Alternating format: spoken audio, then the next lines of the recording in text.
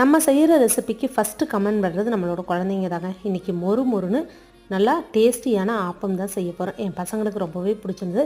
2.5 tumbler புழுங்கல் அரிசி, 2.5 tumbler பச்சரிசி, அதுக்கு 1 டம்ளர் உளுந்து, 1.5 டேபிள் ஸ்பூன் வெந்தயம் சேர்த்து நல்லா ஊற விட்டுட்டு 3 மணி நேரம் கழித்து மிக்ஸி ஜாரில் சேர்த்து அரைச்சி எடுத்துகிட்டு வந்துடுங்க. இப்போ தேவையான அளவு உப்பு போட்டு கரைச்சி ஓவர் நைட் வச்சுருங்க. நீங்கள் கிரைண்டரில் அரைக்கிறீங்கன்னா மொத்தமாக எல்லாத்தையும் சேர்த்து அரைச்சிக்கலாங்க. இப்போ மாவு ரெடி ஆகிடுச்சு, நல்லா புளிச்சு வந்திருக்கு பாருங்கள். இதில் எந்த விதமான பழைய சாதமோ இல்லை தேங்காயோ ஆட் பண்ணலை. நல்லா ஆப்பச்சட்டியை சூடு பண்ணிவிட்டு தண்ணியாட்ட மாவை கரைச்சி இந்த மாதிரி ஊற்றி எடுத்திங்கன்னா ஆப்பம் நல்லா சைட்லலாம் மொறுன்னு நடுவில் சாஃப்டாகவும் வரும்.